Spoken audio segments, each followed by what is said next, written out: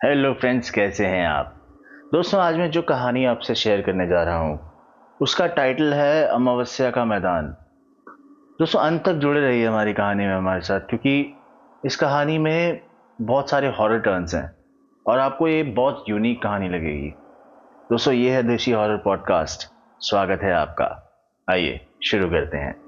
दिल्ली के बाहरी इलाके में पुरजला नामक गांव में एक विशाल मैदान हुआ करता था, और कभी वहां अंग्रेजों के शासन में बहुत बड़ा कब्रिस्तान हुआ करता था।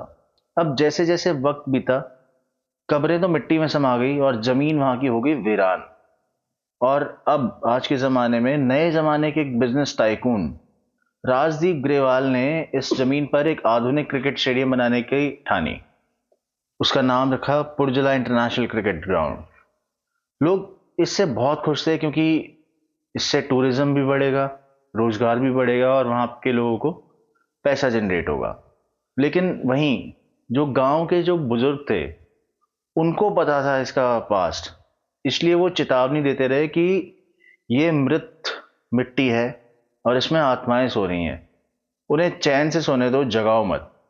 इस पे राजदीप ने हंसते हुए कहा कि दद्दू, अब पुरानी बातों को छोड़ो, ये नया ज़माना है और ये ज़माना क्रिकेट का है। अब पुराने कब्रिस्तान पर निर्माण उन्होंने स्टार्ट कर दिया। तो उसे 2 साल लगे। स्टेडियम पूरी तरह तैयार हो गया और इसकी जो दर्शकों की क्षमता थी वो 60,000 थी। चमकती फ्लड लाइट्स, इलेक्ट्रॉनिक स्कोरबोर्ड और हर कोने में सुरक्षा कैमरे थे। अब वो दिन आया जब उद्घाटन का मैच रखा गया।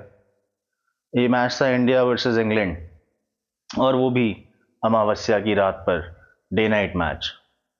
लोगों ने कहा कि रात का मैच ठीक नहीं है, इसको दिन का कर लो तो बेटर है।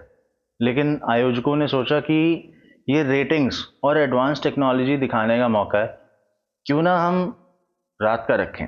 तो उन्होंने ये रात का मैच फिक्स कर दिया एक तरह से। अब मैच के पहले दिन मैदान में ग्राउंड कीपर जो था, मनीराम, वो घास काट रहा था और अचानक उसकी मशीन मिट्टी में किसी चीज से टकराई। वो झुका और उसने देखा कि नीचे से हड्डियों के टुकड़े निकल रहे थे। मनीराम बहुत बुरी तरह कांप गया और उसने वहीं अपनी मशीन वशीन छोड़ी और वो भागते हुए सुपरवाइजर के पास पहुंचा और सुपरवाइजर को उसने ये चीजें बताई। अगले ही पल जैसे ही सुपरवाइजर, जो कि एक चीफ इंजीनियर था, उसका नाम था राघव, जैसे ही उसने ये चीज सुनी, वो बहुत तेज हंस पड़ा और वो बोला, मनीराम, ये पुराने जानवरों के अवशेष होंगे, तुम क्यों डर रहे हो, हड्डियों को ट्रक में भरो और बाहर फेंक दो। बस ये सुनते ही मनीराम थोड़ा सा और घबरा गया। और उस रात मनीराम घर ही नहीं पहुंचा और सुबह उसकी लाश स्टैंड्स के नीचे से मिली, झुलसी हुई। उसके मुंह में मिट्टी भरी थी और हाथ में टूटी हड्डियां थी। ये पहला, दोस्तों, एक संकेत था जिसमें ये था कि कुछ ना कुछ अशुभ संकेत था ये, है ना। अब वो रात की शुरुआत हुई, अमावस्या की रात की शुरुआत हुई। वो दिन था शनिवार का और रात के बज रहे थे 8:30। और अब ये मैच शुरू होने वाला था। दर्शक दीवानों की तरह नारे लगा रहे थे, इंडिया इंडिया। और ये मैच था वनडेर। अब सोचो इसकी लेंथ कब तक चलेगी रात को। अब फ्लड लाइट जल उठी और फ्लड लाइट्स ने अंधेरे को दिन जैसा चमका दिया।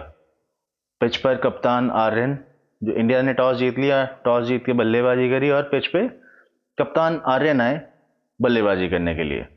अब ये पहली बॉल फेंकी गई और वो बॉल बल्ले से टकराते ही जैसे वहीं फिक्स होकर रुक गई। मतलब गेंद हवा में ही ठहर गई। और इसको देख के कमेंटेटर जो था वो हंस पड़ा और बोला, ऐसा लग रहा है जैसे कैमरे में गेंद फंस गई हो या कैमरे ही रुक गए हो। अगले ही पल गेंद मैदान में गिरी और वहां की घास से धुआं उठने लगा। चलो, ये एक छोटी सी चीज हो गई। अब 10 ओवर तक हो गई गेम में। अब 10वां ओवर चल रहा था। तब अचानक स्टेडियम की फ्लड लाइट जो थी वो बुझ गई। एक बुझी, दूसरी बुझी, फिर तीसरी बुझी और पूरा मैदान आधे अंधेरे में डूब गया। भीड़ में शोर मच गया और कैमरे वहां पे झिलमिलाने लगे, सबने अपनी वो फ्लैश लाइट जला ली। कमेंटेटर बोला कि ये एक तकनीकी समस्या है, कृपया दर्शकगण शांत रहें।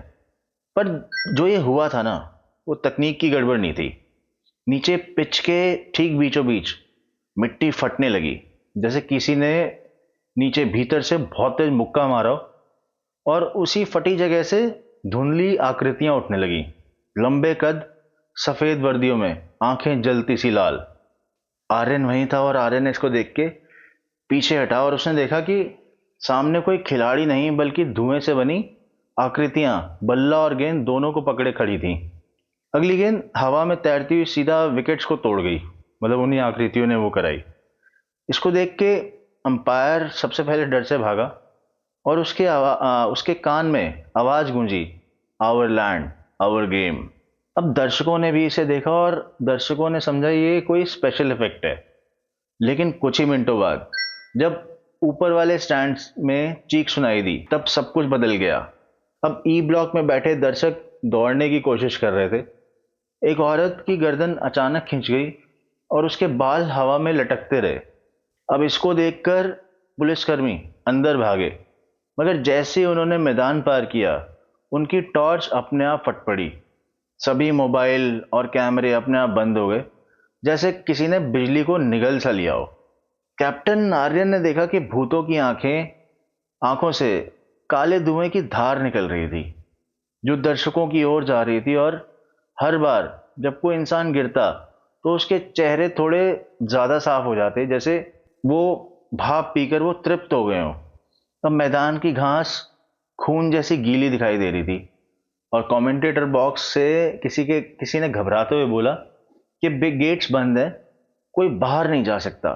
राघव आयोजन प्रभारी पे बहुत बुरी तरह चिल्लाया और बोला ये सब कैमरे बंद करो, मीडिया को मत दिखने दो।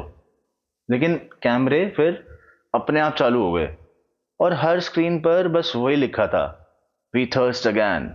लोग इसको देख के ना गेट की ओर भागने लगे और बाहर का दरवाजा खुल ही नहीं रहा था। सुरक्षाकर्मी वहां थे ही नहीं और एक बूढ़ा स्पेक्टेटर जमीन पर गिरा और उसकी देह कुछ ही सेकंड में राख बन गई। अब राघव और उसकी टीम वीआईपी लॉन्च में छुपे हुए थे और एक महिला अधिकारी बोली कि हमने जो जमीन ली थी वो सच में कब्रिस्तान थी। इस पे राघव चिल्लाया बहुत बुरी तरह और बोला तो क्या हुआ, सरकार ने मंजूरी दी थी, सरकार की मंजूरी से ही बना है, यहाँ आत्माएं नहीं आती, आत्मा वात्मा कुछ नहीं है। उसके बोलते ही सामने का शीशा टूटा और राख की परत से एक चेहरा उभरा और चेहरे ने आवाज लगाई कि हम कभी गए ही नहीं थे। मैदान में अब इंसान नहीं बल्कि आत्माएं खेल रही थी। गेंद हवा में घूम रही थी, बल्ला अपने आप चल रहा था।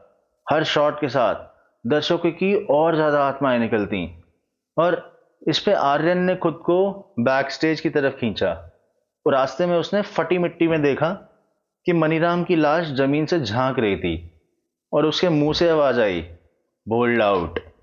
आर्यन भागा, मगर हर गैलरी में एक प्रेत खड़ा था जो पुराने क्रिकेटर जैसा दिख रहा था, शायद वही जो कभी इस जमीन में दफन हुए थे।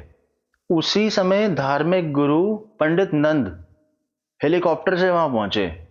उन्होंने सरकार को पहले ही चेतावनी दी थी, पर उनकी बात ही किसी ने नहीं मानी। दोस्तों, आपको पता है इन चीजों में कितना आदान प्रदान चलता है।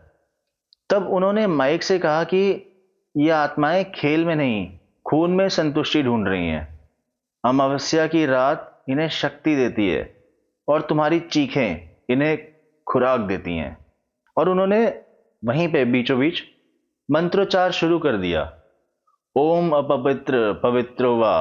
पर आत्माएं एक साथ चिल्लाई कि ये हमारी जमीन है। उसी टाइम आसमान से बिजली गिरी और स्टेडियम का आधा हिस्सा आग की लपेटों में आ गया, आग की चपटों में आ गया। दर्शक वहां से पागल होकर भाग रहे थे इधर उधर और राघव आग की लपटों में झुलसते हुए बाहर निकलने की कोशिश कर रहा था। मतलब वहां उसी जगह बिजली गिरी जहां राघव वगैरह छुपे हुए थे। अब आत्माओं ने, जैसे ही वो बाहर निकला, आत्माओं ने उसे घसीटकर पिच के बीच में रखा जहां कभी हड्डियां दबी थी।